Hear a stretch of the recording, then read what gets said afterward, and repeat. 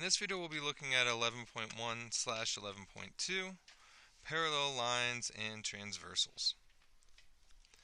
This lesson is very heavy on vocabulary and definitions, so it's important that you maybe make note cards or flashcards and have these memorized, so that way you can do well when any kind of quiz or test happens. So our essential question today will be, how do I describe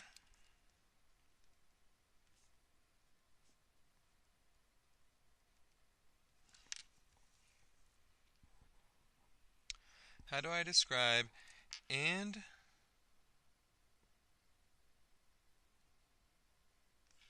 find the measure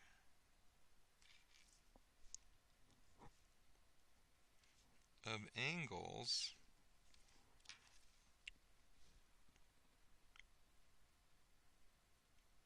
formed by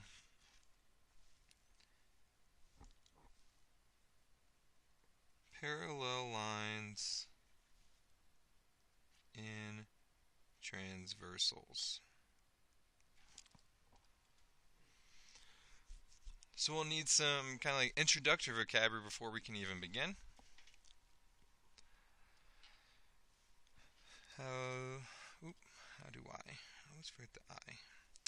How do I describe and find the measure of angles formed by parallel lines and transversals?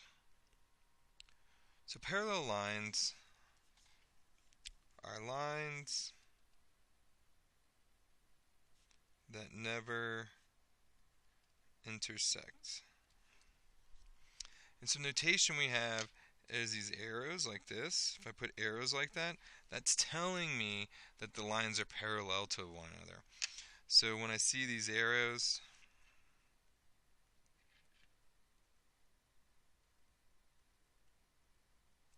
that's what's telling me that they're parallel lines. These two arrows right here.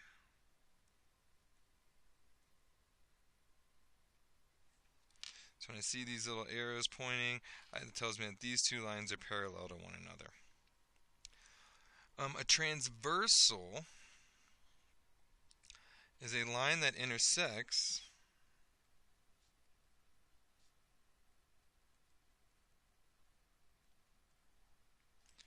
two or more lines.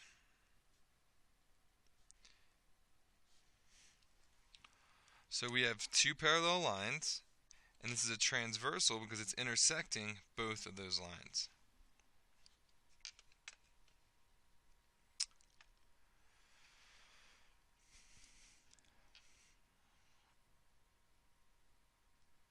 So we have corresponding angles. Corresponding angles are in the same position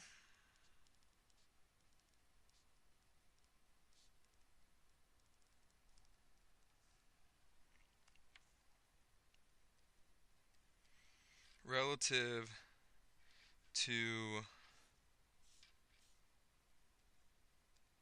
their line and the transversal.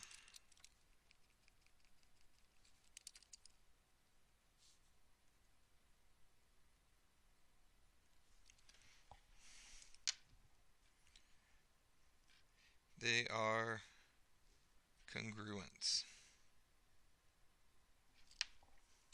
So I'm going to be referring to this picture as we go through all these definitions. So they're in the same position relative to their line and the transversal. So what I mean by that is if I'm looking at angle 1, it's above its line and it's to the left of the transversal.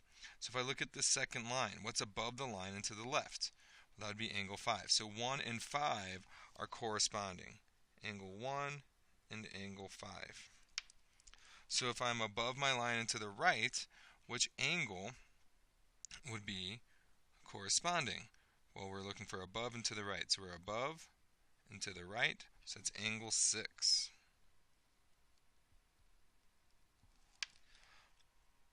Can you find the two other pairs? So there's two more pairs of corresponding angles.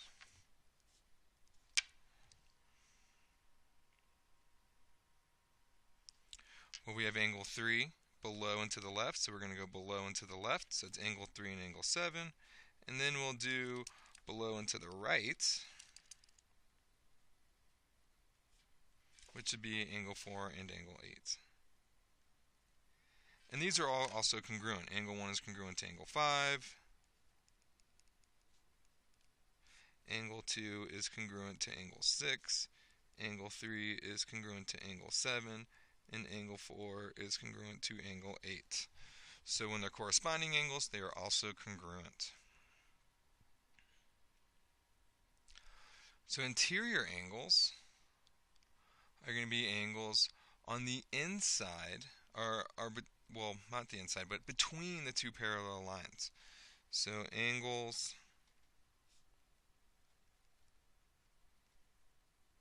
between the two parallel lines. So what four angles are between the two parallel lines? We have angles 3, 4, 5, and 6. So we can say angle 3, angle 4, angle 5, and angle 6 are interior angles.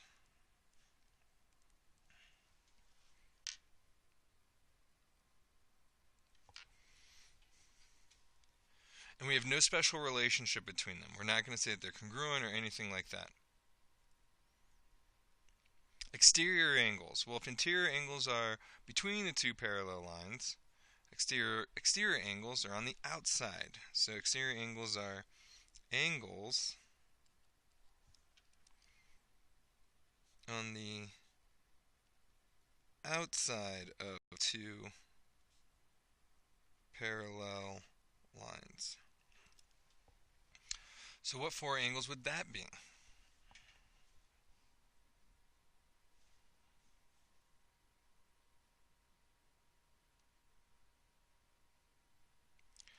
Well, we're looking for our four angles on the outside. So we have angle 1, angle 2, angle 7, and angle 8.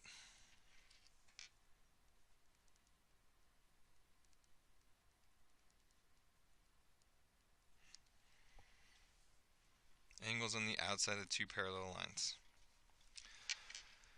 Okay, these next two definitions are a little tricky, so try to see if we can follow along. Alternate interior angles. These are interior angles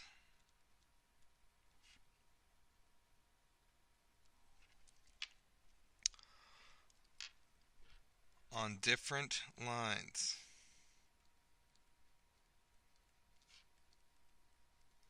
So we have interior angles, different lines, and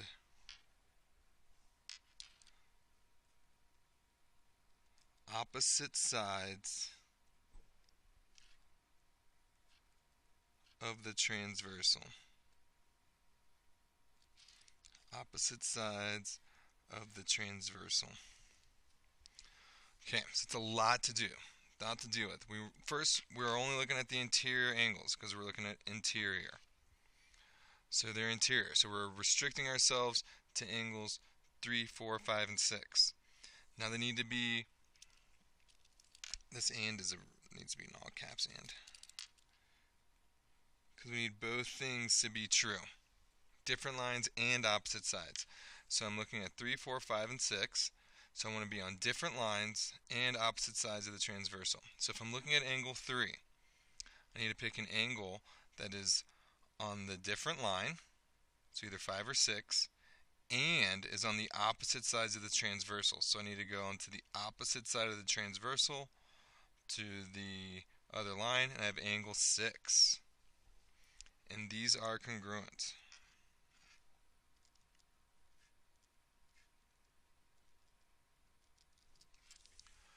They are congruent. They are congruent. I added that in there. So let's see. So we can say angle 3 and angle 6 are alternate interior angles. What's my other pair? There's only one other pair of alternate interior angles. So we just did angle 3 and angle 6.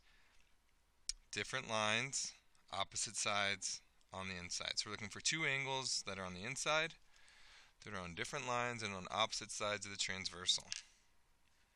So we have angle 4, and then I'm going to the other line, opposite side of the transversal, angle 5. So we have angle 4 and angle 5.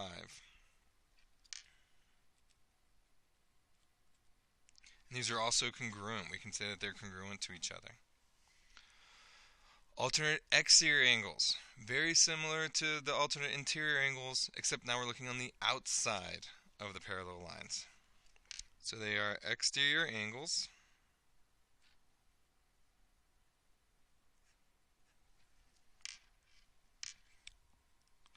on different lines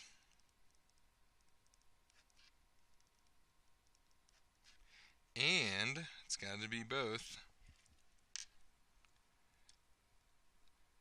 opposite sides of the transversal. So we're looking for those exterior angles, outside angles. Looking for my angles on the outside, 1, 2, 7, or 8. Exterior angles on different lines and opposite sides of the transversal.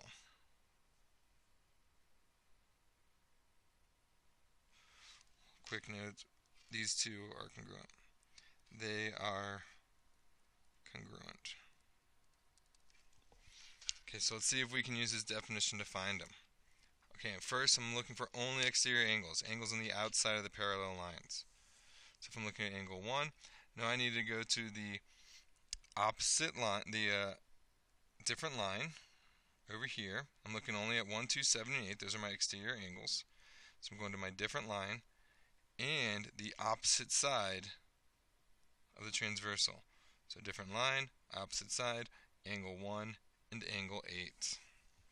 So we can say angle 1 and angle 8, and these are congruent. Angle 1 and angle 8, and they are congruent. Now can you identify the other pair of alternate exterior angles? Exterior angles that are on different lines and opposite sides. Well, we have angle 2 and angle 7. And guess what? They are congruent. Like that.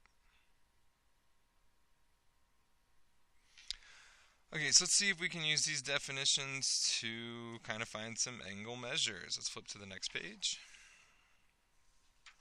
So let's find the measure of all the missing angles. Okay, we've got a lot of stuff we can use. We can use all of our stuff from this lesson and all the stuff from the previous lesson. So first we can find all 4 of these by using vertical angles and supplementary angles. So we know vertical angles are congruent, 130. So angle 3 is 130 degrees. We know supplementary angles form a straight line, this 130 and angle 4, and their sum is 180. So that means angle 4 must be 50 degrees. And these are vertical, so we know this is 50 degrees. Now let's find our neighbors across the way. So we know that corresponding angles are congruent. So I can say angle 50 or angle 1 and angle 5, those are corresponding angles. They're in the same position relative to their line in the transversal. This one's on top, to the left. So we know this is 50 degrees. So we can say this is 130 degrees. And then we know this one's 130 degrees, and then this is 50 degrees. So it can kind of happen very quickly. So there's a measure of all our angles. So identify all corresponding angles. Well, angle 1 corresponds to angle 5. Angle 1 and angle 5. What angle will correspond to the given angle? Let's call this angle 2. So angle 2 and angle 6. Then what angle corresponds to angle 3? on the bottom and to the left, so angle 3 and angle 7. And then what corresponds to angle 4, and angle 8. There we go, corresponding angles. Now let's try to find all our alternate interior angles. So we need to be on the inside, different lines, opposite sides of the transversal. So we're on the inside, 3, 4, 5, and 6, but we're going to be on different lines. So if I'm looking at angle 3, I got to use this line, and then opposite sides of the transversal. So I go to my different line, opposite side, and I get angle 3 and angle 6. Now if I'm looking at angle 4, I need to go to my different line, and then my opposite side, and I get angle 5. So I can say angle 4 and angle 5. Now identifying all my exterior angles, alternate exteriors. So we're just referring to our angles on the outside. This is angle 2 we're going to call now. So we're only looking at 1, 2, 7, and 8. And we need to be on different lines and on the opposite sides, so 1 and 8. And then we have angle 2 and angle 7, like so.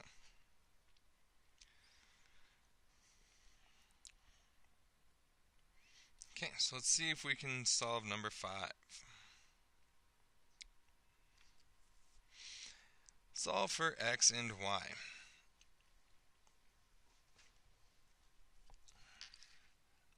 So we have that we're on our, this angle is 3x minus 5, and this is 112. What's the relationship between these two? Well, they're on the same side. They're in the same position relative to the transversal. First, we need to know that these are parallel, so let's put our lines in there to make all this true. So what we can say is that these are corresponding angles. They're both above the transversal and to the left of our parallel lines. So we can say that they're congruent. So I can say 3x minus 5 is equal to 112, and that is by corresponding angles. Now we just solve. Now we just solve for x. So I'll add 5 to both sides. We have 3x is equal to 117. Divide by 3. 117 divided by 3 is equal to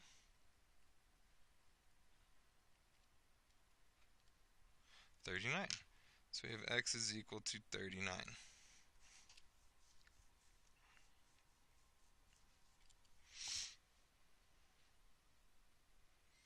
Now there's a couple different routes we can go to find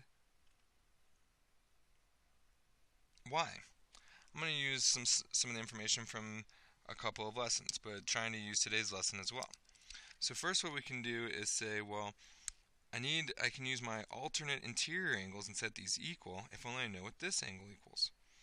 Well, this angle is going to be equal to 68 using supplementary angles.